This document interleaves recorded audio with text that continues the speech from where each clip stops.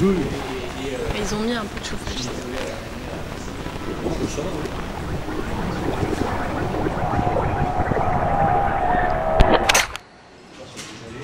Stéphanie Rosa, bonjour. Bonjour.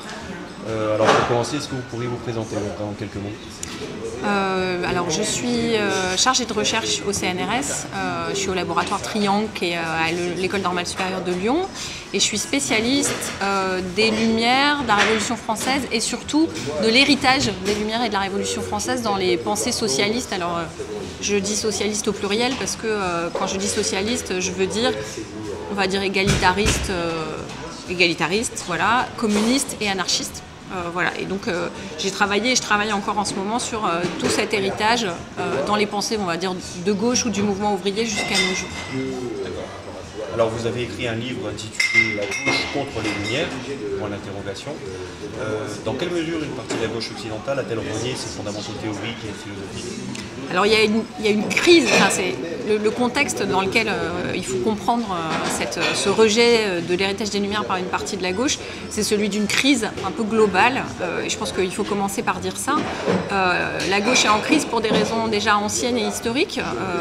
La crise actuelle, elle est la conséquence de l'effondrement du bloc de l'Est à la fin des années 80, dont le mouvement communiste peine à se relever, des compromissions, de toutes les compromissions de la social-démocratie, notamment européenne, avec les politiques libérales, néolibérales des années 80-90, le détricotage de l'État social, etc., qu'ils ont accompagné. Donc ça a provoqué beaucoup de déception et même de désespoir dans une partie des classes populaires et dans les milieux militants aussi. Donc c'est cette crise qui explique que des idées qui ont été formulées dans les années 60 et 70 par une partie des philosophes, des intellectuels, disons, venus de la gauche, prennent aujourd'hui un essor, disons, inédit.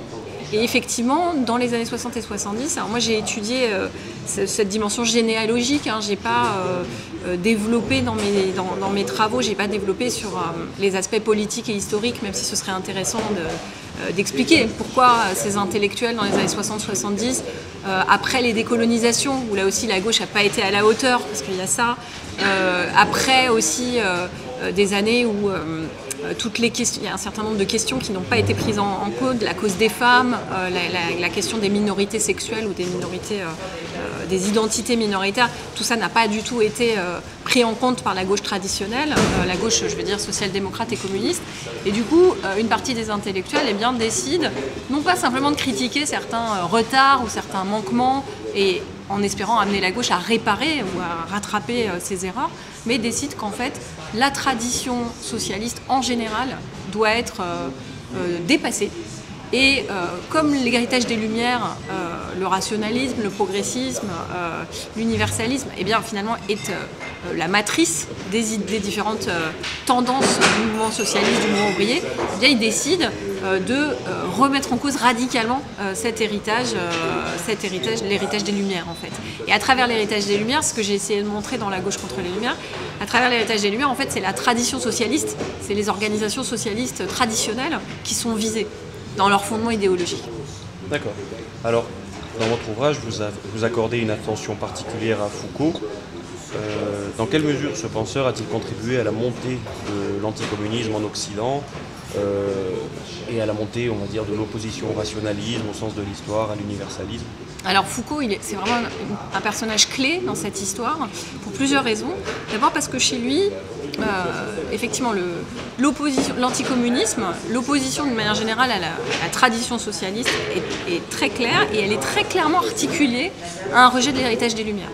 C'est-à-dire qu'on voit chez Foucault, alors à la fois dans sa trajectoire intellectuelle, qui est très intéressante parce qu'il s'en prend successivement à tous les fondements, enfin aux fondements idéologiques que sont le rationalisme, le progressisme, l'universalisme, mais presque point par point. Hein. Il commence dans les années 60 avec la critique, à travers son histoire de la folie à l'âge classique.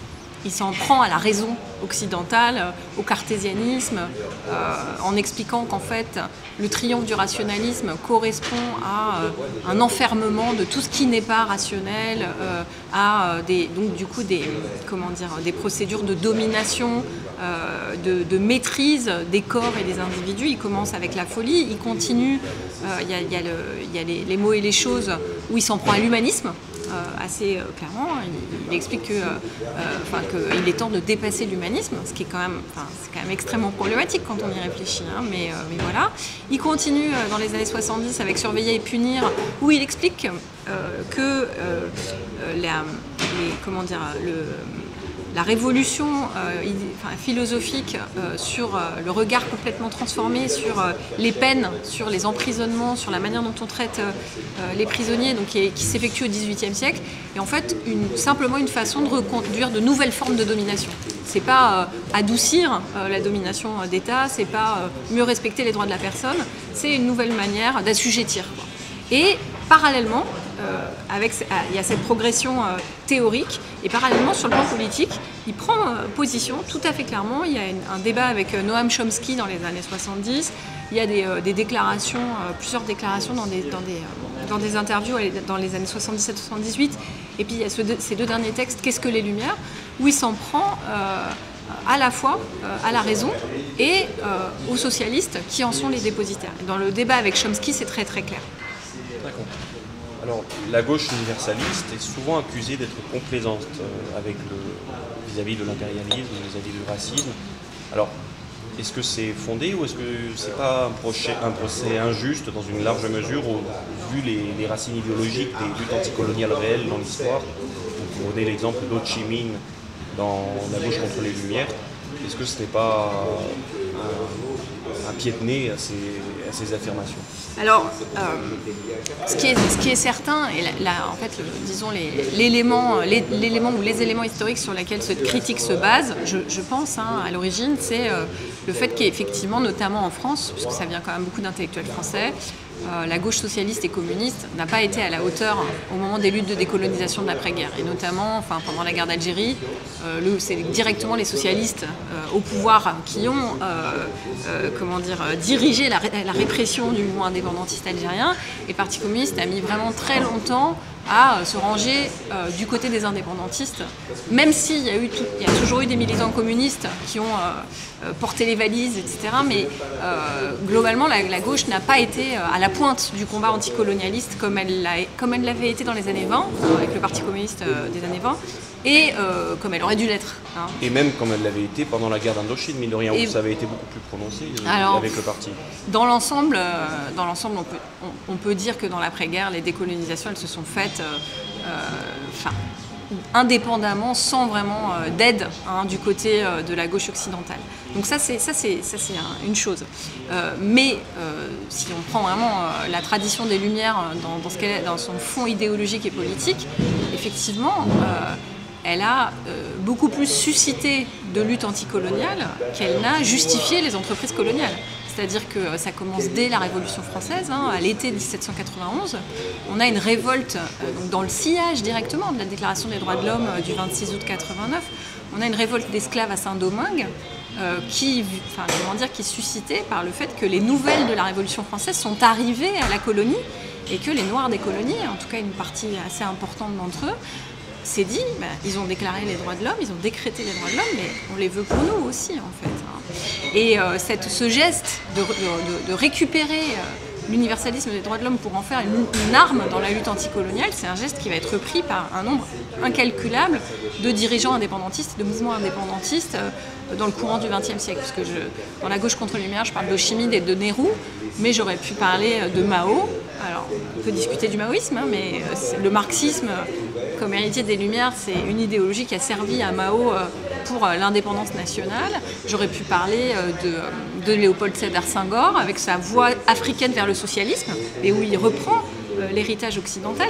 J'aurais pu en citer d'autres encore. Donc l'idéologie des Lumières, l'héritage des Lumières, disons, a beaucoup plus servi à la décolonisation qu'il n'a servi à la colonisation. En réalité, le seul moment historique où l'héritage des Lumières sert à la colonisation, sert de justificatif idéologique, c'est au moment de la Troisième République en France, hein, au moment où effectivement on a un certain nombre de dirigeants de la Troisième République qui prétendent que la colonisation sert à répandre les Lumières dans les pays qui sont arriérés.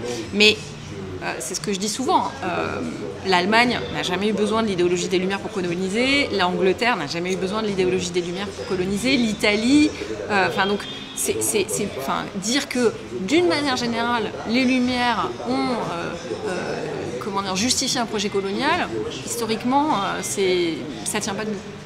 Et on pense entre parenthèses, à Khattab Yassine, qui en Algérie disait que clairement la révolution algérienne c'était le 1789 du peuple algérien. Oui, et en fait ils sont nombreux à avoir cette... Alors, les Algériens en particulier, parce que l'Algérie et la France sont très proches culturellement, mais beaucoup d'indépendantistes et d'une manière générale de révolutionnaires s'inscrivent dans le sillage de la Révolution française et de l'héritage des Lumières. Oui, on pense au congrès de Bakou en 1920 qui est sur l'impulsion, mine de rien, de la jeune Union soviétique, de la jeune Russie soviétique, quoi qu'on puisse penser du régime de Lénine, mais qui a donné une impulsion décisive aux luttes anticoloniales. Lénine lui-même, c'est quelqu'un qui se réfère sans cesse au jacobinisme et à la Révolution française. Alors, sans préjuger, sans discuter du devenir de l'Union soviétique dans les années 20 et surtout 30, mais au début de la Révolution et au début des années 20, Lénine dit, il y a un texte où il dit pour lutter contre les croyances religieuses, il nous faut récupérer tous les pamphlets des auteurs des Lumières, il faut les répandre. Ces pamphlets anticléricaux, etc., seront beaucoup plus efficaces pour lutter contre les préjugés religieux que n'importe lequel de nos brochures. Donc c'est vraiment quelqu'un qui s'inscrit dans la continuité du XVIIIe siècle français. Alors, dans votre dernier livre, Lumière de la gauche, vous étudiez le rapport du camp révolutionnaire à l'héritage des Lumières et à la Révolution française depuis 200 ans. Dans quelle mesure cette période historique, c'est-à-dire depuis 1789 jusqu'à nos jours, peut-elle nous éclairer face à la prétention actuelle du parti de la gauche à rejeter cet héritage universel? J'ai voulu montrer que, bien sûr que l'héritage des Lumières ne suffit pas. Je ne voudrais pas donner l'impression que finalement il nous suffirait de reprendre, de reprendre les mots d'ordre, on va dire, de la Révolution de 89 pour régler tous les problèmes. D'abord parce que presque 2 siècles et demi plus tard, bien d'autres problématiques ont émergé, le monde a énormément changé et je pense que quand on se place du point de vue de l'émancipation, il faut être attentif à tous les changements qui ont cours dans la société. Et puis aussi parce que la gauche s'est développée, ce que j'ai essayé de montrer dans le livre, dans un rapport dialectique à l'héritage des Lumières, c'est-à-dire à la fois conserver un certain nombre de progrès qu'il avait porté cet héritage, et en même temps avec la volonté de le dépasser au sens où il s'agit d'élargir l'universalisme, le progressisme, le rationalisme des Lumières, de l'élargir au sens où les Lumières, dans leur grande majorité, se placent dans la perspective d'une émancipation qu'on pourrait dire bourgeoise, c'est-à-dire qu'elles libèrent d'individus des contraintes de la société féodale, elles accordent des droits civils, en tout cas dans leur version la plus progressiste, elles accordent les droits civils à tous, mais il ne s'agit pas du tout, à aucun moment, pour la majeure partie d'entre eux, d'abolir les inégalités sociales.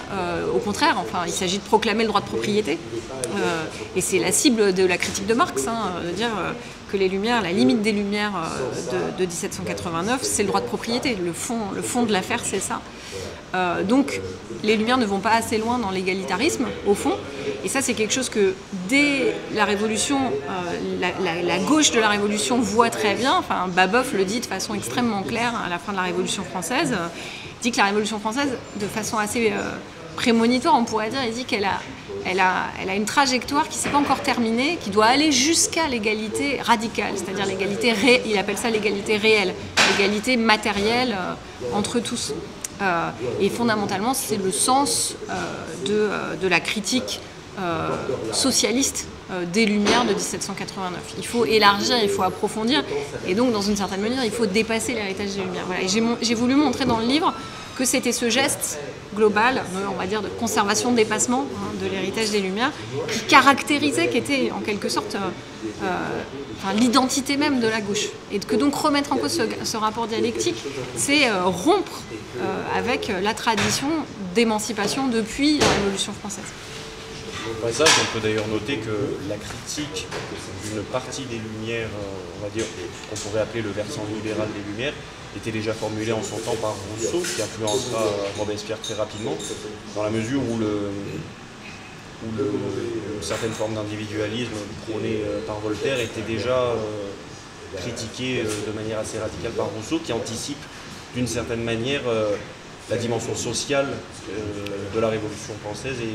Alors Rousseau, effectivement, ouais, c'est le plus plébéien des philosophes des Lumières, c'est celui qui est le plus le plus célèbre de ceux qui sont attentifs aux inégalités sociales, parce qu'il n'est pas le seul et il n'est pas non plus le plus radical. Alors c'est quelque chose, la philosophie rousseauiste est vraiment quelque chose d'extraordinaire et de très très intéressant. C'est pas du tout pour la minorer, mais dès le XVIIIe siècle, on a déjà des utopistes ou même des gens qui réfléchissent à l'abolition radicale du droit de propriété, à une société non seulement sans prêtres, sans nobles, mais aussi sans bourgeois. Donc il y a le curé Mélier par exemple, il y a Mably, il y a Morelli, donc il y a des lumières plus radicales que celles de Rousseau.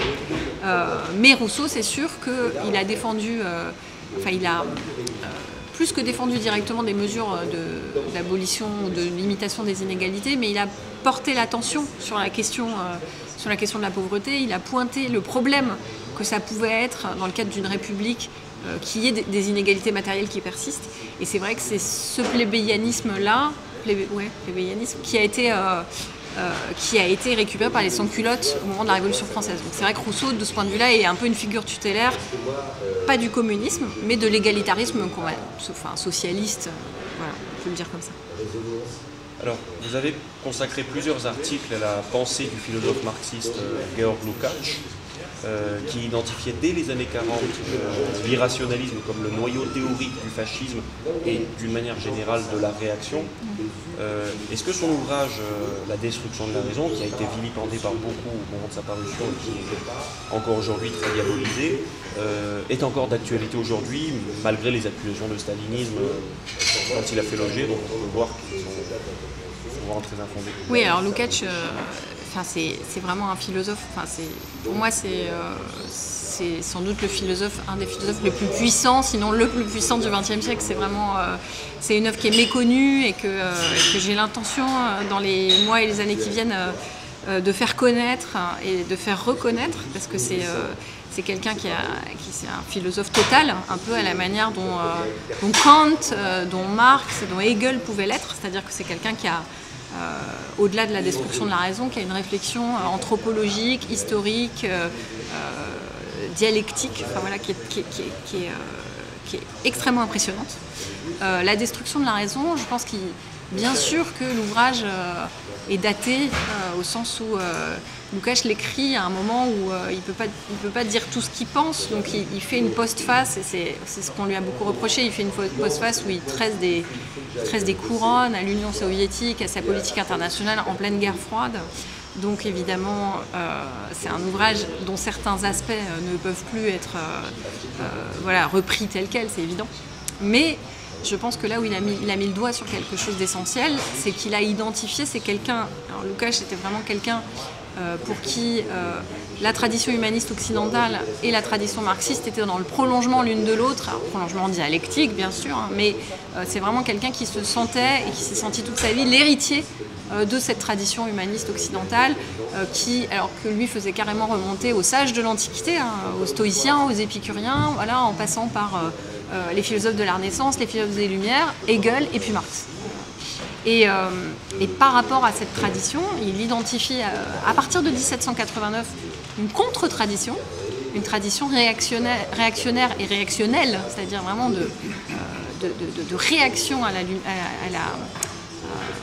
aux Lumières et à la victoire des révolutionnaires en France, qu'est l'irrationalisme, et il en analyse le noyau théorique il le décrit assez précisément avec un certain nombre de traits. Effectivement, c'est très opérant pour analyser depuis Schelling jusqu'à Heidegger, en passant par Nietzsche, en passant par Spengler, en passant par toute une galerie de portraits de philosophes conservateurs, voire réactionnaires.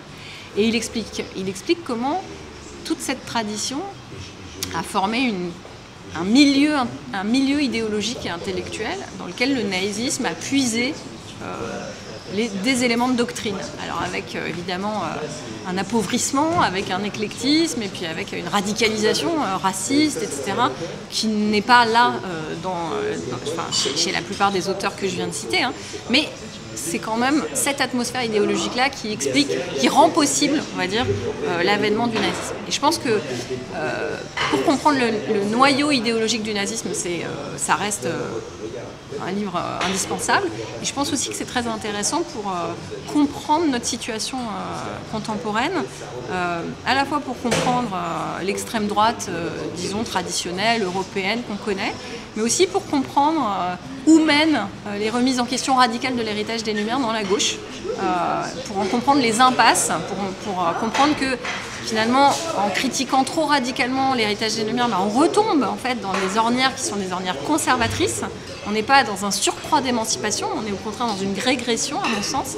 Et ça permet aussi, et c'est last but not least, de comprendre aussi que le noyau idéologique de l'islamisme à travers le monde, c'est le même noyau réactionnaire ultra-conservateur que l'extrême droite européenne. Et ça, c'est quelque chose d'important parce que beaucoup de gens ne le voient pas quand on prononce l'expression extrême droite musulmane auprès d'un public de gauche. Les gens ne comprennent pas ce qu'on veut dire, mais je pense qu'il faut comprendre ça pour combattre la réaction dans toutes ses dimensions et sous toutes ses formes, en fait. D'ailleurs, on peut noter que Georg Lukács a été maltraité, traité comme un chien crevé pendant toute la seconde moitié du XXe siècle, notamment pour son soutien au camp socialiste et qu'il ne manquait pas de critiquer, mais auquel il est resté fidèle toute sa vie. On peut noter que sa tentative de dresser une forme de généalogie quelque part du fascisme a été dénoncée par les mêmes qui soutiennent Heidegger et Arendt, alors que ces derniers prétendent faire la généalogie du totalitarisme avec beaucoup plus de raisonnements caricaturaux. On pense à Heidegger et son rejet, on va dire, du rationalisme qu'il fait remonter jusqu'à Platon et dont il vilipende l'héritage. Comment vous expliquez d'une part cette diabolisation de Georg Lukács et on va dire des grands penseurs marxistes, que ce soit du Saint-Sèvres ou dans certains aspects, ou même Michel Kouskar, qui ont dénoncé ce qu'ils percevaient comme une forme de contre-révolution. Comment vous expliquez ce décalage entre cette diabolisation-là et en même temps la complaisance inouïe dont bénéficient des penseurs comme Heidegger, dont d'ailleurs, au passage, la proximité avec le nazisme ne fait plus débat aujourd'hui?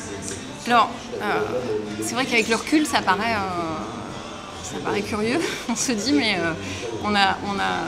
effectivement, on a rejeté Lukács comme un stalinien, et puis on s'est pas interrogé sur le fait que Heidegger, qui avait quand même exercé ses fonctions, qui avait tenu des discours officiels d'allégeance au nazisme, qui a payé sa cotisation au NSDAP jusqu'en 1945, c'est-à-dire jusqu'au jour où il n'y a plus de NSDAP.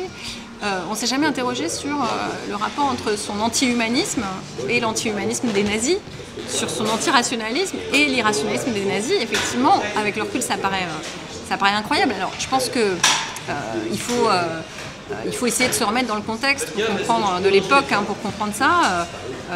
On a tout un tas d'intellectuels de gauche qui sont, qui considèrent que le stalinisme est l'ennemi principal et qui du coup font feu de tout bois contre ce stalinisme. Et voilà, il faut reconnaître, c'est aussi à mettre au compte des méfaits du stalinisme que d'avoir comme ça, focalisé les intellectuels, que d'avoir été un tel repoussoir que on a cherché un peu n'importe qui à mettre en avant contre lui. Donc je pense qu'aujourd'hui on est arrivé à une période historique où il est possible de regarder tout ça avec un peu plus de recul, et puis on n'est plus obligé de choisir un camp dans les deux camps de la guerre froide, et c'est tant mieux. Et d'ailleurs, je pense que je suis assez optimiste sur le devenir de l'interprétation de Heidegger. C'est-à-dire que depuis un certain nombre de travaux, notamment ceux d'Emmanuel Faye, d'une équipe de chercheurs autour de lui, depuis aussi la parution en 2014 des Cahiers noirs, qui sont des manuscrits, des brouillons, mais qu'il avait prévu de faire publier Heidegger, dans lequel l'antisémitisme s'étale au grand jour. Donc il n'y a plus grand monde aujourd'hui pour nier le rapport très étroit entre la pensée philosophique de Heidegger et son idéologie nazie. Il y a vraiment une imbrication des deux qu'aujourd'hui il est difficile de nier. Alors il y a une icône qui reste effectivement en place, mais qui restera peut-être pas forcément en place pour toujours, c'est Hannah Arendt. Effectivement, Arendt, encore aujourd'hui, moi je suis surprise de voir à quel point un certain nombre de penseurs, de collègues, par ailleurs tout à fait, qui font du bon travail par ailleurs, mais qui ont une espèce d'admiration et qui même prétendent se ressourcer avec la philosophie de Arendt pour penser les droits de l'homme aujourd'hui. Arendt, elle était contre les droits de l'homme en fait. Alors pour le coup, là aussi, c'est Emmanuel Faye qui le montre dans son livre sur Arendt, mais il n'est pas le seul. Il y a plusieurs articles qui ont été écrits qui vont dans ce sens. Et il y a un livre qui va sortir de Michel Dreyfus, l'historien Michel Dreyfus, sur les sources auxquelles Arendt va chercher ces éléments pour écrire les origines du totalitarisme.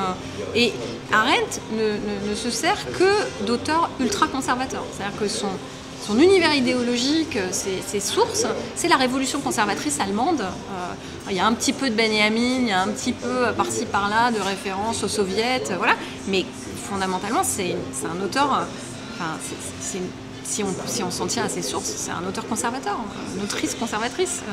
Voilà, donc il y a encore quelques bastilles à prendre sur le terrain philosophique, mais je ne suis pas complètement pessimiste sur l'assainissement qui est en cours malgré tout.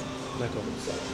Une dernière question. Dans votre ouvrage qui est paru en 2022, Lumière de la gauche, vous identifiez dès les années 1890, début XXe siècle, un courant qui prétend se poser en opposition à la fois au réformisme réel ou supposé de Jaurès et du libéralisme, on va dire politique, mais qui, par son rejet du marxisme, bascule dans une forme de troisième voie extrêmement confuse qui pavera la voie par la suite à l'extrême droite, voire au fascisme. Oui. Et on pense, vous ciblez notamment Édouard Berthe, qui est probablement le plus symptomatique, mais aussi les confusions de Sorel. Est-ce que la confusion actuelle d'une grande partie de la gauche dont la complaisance avec l'islamisme pose de plus en plus de problèmes, peut être dans une certaine mesure un écho à cette confusion qui existait pendant l'après-guerre? Alors, c'est une bonne question parce que le cas de Sorel et du petit groupe d'intellectuels qu'il a autour de lui, il est intéressant. Il a été bien étudié par l'historien Zev Sternel dans pas mal de ses ouvrages, et c'est vrai que c'est un groupe qui, au début du XXe siècle, donc Sorel est un intellectuel qui est d'abord marxiste, qui prend fait et cause pour Dreyfus dans la fameuse affaire qui déchire la France à la fin du XIXe siècle, et du coup qui, dans une perspective dreyfusarde, avec Jaurès, avec une partie du mouvement socialiste, s'allie avec les républicains bourgeois de la Troisième République contre la vague non seulement antisémite mais aussi monarchiste, qui veut renverser la République en fait, antisémite, monarchiste, ultra-catholique, qui monte comme ça à la fin du XIXe siècle. Donc ils font barrage en quelque sorte à cette menace. Donc ils protègent la République. Et dès les premières années du XXe siècle, une fois le danger écarté, les républicains bourgeois font tirer sur les ouvriers en grève, donc se retournent contre le mouvement ouvrier, pourchassent les syndicalistes de la CGT, etc. Et donc dans ce contexte, Sorel et ses compagnons entrent en rupture morale et politique avec avec tout à la fois, hein. C'est avec le marxisme, mais avec la République aussi, avec la tradition des Lumières. Voilà, c'est un ensemble. Et donc Sorel va publier, il y a les réflexions sur la violence, où ça se manifeste, et puis il y a les illusions du progrès, hein, qui est à lui tout seul, enfin rien que le titre, on voit un peu l'orientation générale. Et effectivement, et ça, Zev Sternel l'a montré, à la veille de la Première Guerre mondiale, ils sont dans une logique de rapprochement avec les maurassiens, avec les monarchistes de l'Action française. Il y a un cercle qui s'appelle le cercle Proudhon. Ça aussi, ça en dit long sur les ambiguïtés de Proudhon à son époque. Et dans le cercle Proudhon, eh bien, il y a des syndicalistes révolutionnaires issus de la CGT. Il n'y a pas Sorel lui-même, mais il y a Édouard Berthe et puis quelques autres. Et puis, il y a, il y a des royalistes de l'Action française. Et chez Édouard Berthe, on a... alors, ce qui est intéressant aussi, c'est que c'est des gens qui, pour critiquer tout cela, pour critiquer Marx, pour critiquer les Lumières, etc., s'appuient sur la philosophie de Nietzsche. Une philosophie aussi très réactionnaire. Là aussi, c'est une bastille philosophique à prendre, parce que la critique de Nietzsche, elle n'est pas encore achevée, hein, enfin, voilà, elle n'est pas encore faite par un certain nombre de philosophes et de chercheurs, notamment en France. Et donc, avec Nietzsche et avec Maurras, contre la République et contre le marxisme. Voilà. Et effectivement, Sorel, ces textes-là, notamment les réflexions sur la violence, c'est un des livres de chevet de Mussolini. Mussolini, après-guerre, qui est aussi un ancien socialiste qui a mal tourné, s'appuie, dit-il, enfin, ces livres de chevet, c'est Nietzsche et Sorel. Voilà. Donc, tout ça est intéressant. Alors, Foucault est un grand Nietzschéen. C'est quelqu'un qui... il est profondément Nietzschéen. Sa critique de la raison et du rationalisme, elle s'enracine dans la pensée de Nietzsche. C'est aussi quelqu'un qui a beaucoup lu et médité à Heidegger. Donc effectivement, il y a une ascendance identique. Hein. C'est Nietzsche qui sert de bélier contre la tradition des Lumières et contre le socialisme traditionnel.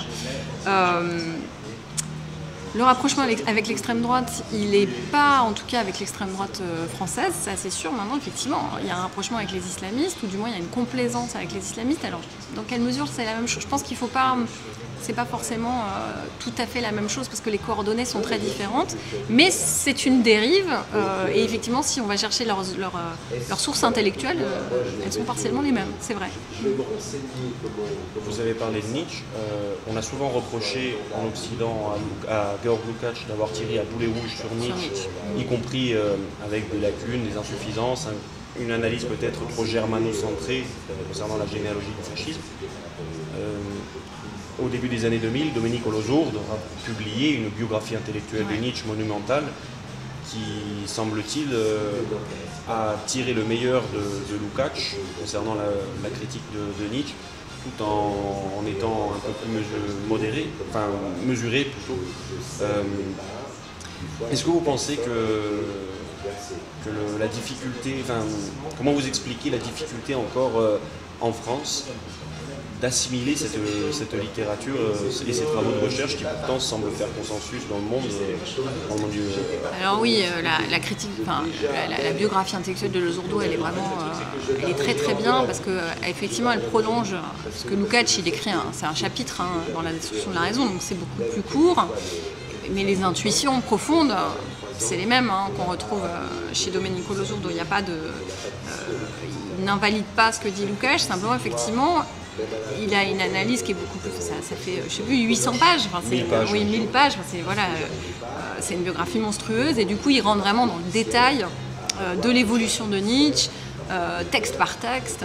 Il y a un travail extraordinaire. Et ce qui est extraordinaire, moi, que j'ai beaucoup apprécié dans cette œuvre, c'est qu'il remet les propos de Nietzsche dans leur contexte. C'est-à-dire que les propos eugénistes, par exemple, de Nietzsche, tous ces délires sur... la volonté de puissance comme enracinée dans la physiologie de l'individu, etc. Il les met en contexte en les rapprochant de toute la réflexion sur la race qui se développe à son époque, avec l'idéologie coloniale qui est en plein essor à l'époque où Nietzsche écrit. Voilà, donc on voit bien que Nietzsche, et notamment... son concept de surhomme aussi, il le met complètement en lien avec toute cette réflexion ultra-réactionnaire qui se développe à la fin, dans le dernier quart, disons, du 19e siècle. Donc c'est très utile. Alors, Je pense qu'en France, parce qu'effectivement en France on a un problème avec l'exégèse des textes, elle a longtemps été complètement décontextualisée. C'est-à-dire que voilà, on analyse les textes de Heidegger ou de Nietzsche comme si, en les sortant complètement de leur contexte, en les dépolitisant. Hein, on ne pense pas une seule seconde que ces grands philosophes se compromettent avec la politique, alors que c'était des gens qui avaient des projets politiques. C'était pas forcément des militants, mais enfin, voilà, c'était des penseurs du politique et c'était des penseurs politiques en même temps qu'ils étaient des philosophes. Il y a la même... moi, j'ai fait face au même genre de problème à propos de mon interprétation de Foucault. On m'a dit, mais enfin... en gros, comment tu peux compromettre le grand Foucault et sa grande philosophie avec les vicissitudes de la vie politique française des années 70. Oui, mais sauf que Foucault, il était complètement engagé. Il était engagé dans les combats politiques de son temps et puis il était engagé dans les débats. Il se prononce contre l'union de la gauche, contre... l'union du Parti communiste avec le Parti socialiste à la fin des années 70. Il écrit très clairement là-dessus. Il y a un livre d'ailleurs là-dessus qui est intéressant, c'est Les intellectuels contre la gauche de Michael Christopherson, donc un historien américain, qui montre bien comment Foucault, mais aussi les nouveaux philosophes, Bernard-Henri Lévy, André Glucksmann, toute cette bande-là. André Glucksmann qui est célébré par Michel Foucault dans un compte-rendu d'un de ses pamphlets, qui est un pamphlet lamentable, bourré d'approximations complètement... qui est vraiment un pur pamphlet politique. Les maîtres penseurs. Les maîtres penseurs. Foucault tresse des couronnes aux maîtres penseurs. Donc dire qu'il ne fait pas de politique, c'est pas vrai. Il sait très bien que André Glucksmann a caricaturé sa propre pensée, mais il décide de le soutenir quand même de toutes ses forces, parce qu'il porte une ligne politique qui est la sienne, tout simplement. Mais effectivement, quand on ramène les philosophes à leur prise de position politique dans leur siècle et dans leur époque, en France, je ne sais pas comment c'est dans les autres pays, mais dans le champ universitaire français, c'est un peu vulgaire de faire ça. Il ne faut pas traîner les grands philosophes dans la boue, quoi. C'est un peu ça l'idée. Oui, quelque part, on ne veut pas déboulonner les idoles. On ne veut pas déboulonner les idoles. Voilà. Et il y a des vaches sacrées, quoi. Heidegger a longtemps été une vache sacrée, Hannah Arendt, Michel Foucault, Nietzsche. Voilà. On a un certain nombre comme ça de penseurs auxquels il est difficile de toucher, mais je pense quand même qu'on avance. Oui. Tandis qu'à l'inverse, on n'hésite pas à traîner dans la boue les penseurs, on n'hésite pas à traîner Hegel dans la boue. On n'hésite pas à traîner les penseurs qui ont eu le malheur de se compromettre avec le socialisme. Oui, alors effectivement... Cela, on fait exactement l'inverse de ce qu'on prétend faire avec les penseurs vis-à-vis desquels on est très indulgent. Alors, c'est vrai que Lukács, il a été extrêmement clair, c'est-à-dire qu'il a vraiment pris fait et cause pour l'Union soviétique stalinienne.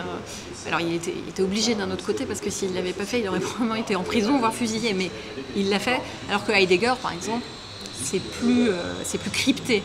C'est quelqu'un qui avait une stratégie d'écriture, de cryptage, qui est à mettre en lien avec toutes les traditions. Il y avait plein de sociétés secrètes en Allemagne, ésotériques, dans l'Allemagne conservatrice des années 20. Et Heidegger hérite de ce langage. Il ne parle qu'aux élus, en fait. Il ne parle qu'à ceux qui savent lire entre les lignes. Donc, c'est moins clair. Donc, il y a aussi cette différence qu'on peut faire. Mais c'est vrai que, par exemple, jusque dans les années 90, Alain Renaud, un philosophe libéral, il écrit un livre qui est un très bon livre, qui s'appelle Sartre, le dernier philosophe. Et il dit tranquillement, alors moi je ne parle que du Sartre existentialiste, de l'être et le néant. Je ne vais pas parler de la critique de la raison dialectique, parce que là, Sartre est compromis avec le marxisme, ça n'a plus aucun intérêt. Et donc Sartre, c'est le dernier philosophe, c'est-à-dire le Sartre de 1943, c'est le dernier philosophe. Mais le Sartre d'après, c'est plus un philosophe. Et du coup, Lukács, mais évidemment, on n'en parle même pas, parce qu'il est compromis avec le marxisme. Donc on avait encore, dans les années 90, je ne sais pas ce que dirait Alain Renaud aujourd'hui, mais une démarche de disqualification qui est hallucinante, quoi. Voilà, à partir du moment où on est un philosophe marxiste, on n'est pas un philosophe. Ce qui est d'autant plus stupide que Lukács est très anti-stalinien au niveau philosophique, oui. Alors que le philosophe stalinien, dans le sens réel du terme en France, a été Althusser, dans son découplage de Marx et de Hegel, son rejet, on va dire, de la dialectique hegelienne qui était défendu par Lukács depuis le temps socialiste, c'est intéressant de voir qu'au final, une forme de stalinisme grossi en philosophie a pu être portée au pinacle en France. Oui, alors, la figure d'Althusser, c'est compliqué parce que... oui, alors je vois ce que tu veux dire. Effectivement, il y a une dimension... finalement, il s'aligne avec un certain nombre de principes staliniens, effectivement, de considérer que Hegel est un philosophe réactionnaire, donc qui est plutôt une mise sous le boisseau de Hegel par les staliniens. Le refus de la négation de la négation, par exemple, ouais, dans la dialectique. Voilà, effectivement, un Marx qui est du coup un peu durci, quoi, dont la dimension humaniste est complètement évacuée. Dans ce sens-là, oui, on peut parler d'Althusser comme d'un penseur stalinien, mais en même temps, Althusser, il avait un rapport, il a payé sa cotisation au parti jusqu'à la fin, mais il était pas complètement dans la ligne, mais il était effectivement plus dur, plus radical, et il plaisait à une partie de la jeunesse. Et une des raisons pour lesquelles Althusser est resté un philosophe assez bien en cours, et alors à l'échelle internationale, sans commune mesure, c'est parce qu'il y a toute une génération de penseurs comme Balibar, comme Rancière, qui ont été formés par Althusser, qui ont commencé par être des althussériens, et qui du coup ont gardé une espèce de tendresse pour leur maître, même quand ils ont eux-mêmes évolué, quand ils n'ont plus du tout été marxistes. Voilà. Il me semble avoir vu, alors c'est sujet à caution, je ne sais pas si, mais il me semble avoir entendu Alexandre Adler notamment, qui avait été l'élève d'Althusser, et dire moi j'adore Althusser précisément, mais pour sa critique de la dialectique hegelienne, on voit que souvent c'est pas tant l'engagement politique précis d'Althusser qui est porté au pinacle, mais plutôt certains de ces thèmes qui pouvaient plaire. Oui, et puis puis son côté postmoderne, parce que malgré tout, il a été structuraliste, c'est-à-dire il fait partie des gens qui évacuent l'humanisme, qui évacuent la philosophie du sujet, qui ont participé à cette espèce de grande opération de déconstruction dont on subit encore les conséquences politiques, idéologiques aujourd'hui. Donc il y a ça aussi, il est dans l'air du temps, alors que paradoxalement Lukács, qui est effectivement, bien sûr, qui est un critique, fondamentalement qui est un critique du stalinisme, qui l'a d'ailleurs, il y a des textes de Lukács, en gros, dès que c'est possible, dès qu'au XXe congrès de 1956, on commence à critiquer Staline et le culte de la personnalité, tout de suite, il se met à écrire des textes de critique du stalinisme, non seulement comme pratique politique, mais aussi comme philosophie. Et il engage vraiment, c'est une critique de fond du stalinisme. Je suis en train de rédiger là-dessus. Il y a vraiment, chez Lukács, une tentative de proposer une philosophie marxiste qui intègre la liberté individuelle, qui intègre ce qu'on appelait à l'époque le facteur subjectif dans l'histoire, qui donc donne toute sa place aussi à l'autonomie des processus qui se passent dans la conscience des individus, l'importance de l'idéologie. La destruction de la raison, à sa manière, c'est une façon de rendre... il y a une autonomie de l'idéologie, il y a une autonomie de la sphère intellectuelle, et les contenus de conscience des individus, ça compte. C'est-à-dire les individus ne sont pas, comme le prétend le stalinisme, de purs automates, de purs produits du déterminisme socio-économique. La conscience n'est pas un pur reflet. Non, la conscience, c'est aussi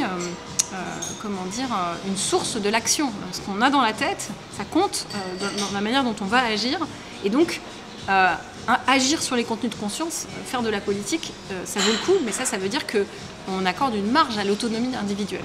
Il n'y a pas, on ne traite pas les individus comme effectivement des purs automates, des purs produits, des conditions, et du coup, on ne les traite pas non plus comme des purs instruments de sa politique. Donc il y a vraiment un anti-stalinisme marxiste chez Lukács qui est là aussi qui est très intéressant, parce que dans sa critique du stalinisme, il y a aussi une critique, il met souvent dans ses derniers travaux, les travaux des années 60 qui sont à mon avis les plus intéressants, du point de vue qui m'intéresse en tout cas, il met en rapport ce qu'il appelle la manipulation stalinienne et la manipulation capitaliste. Donc toutes les formes d'aliénation et de réification, mais qui sont à l'œuvre dans le capitalisme tardif, Et donc il analyse notamment dans la consommation, la publicité, tout ce qui est, voilà, tout ce qui est les moyens par lesquels le capitalisme nous transforme, nous aliène, mais le capitalisme tardif, c'est-à-dire nous transforme en consommateurs, nous réduit à notre particularité individuelle, nous coupe des autres.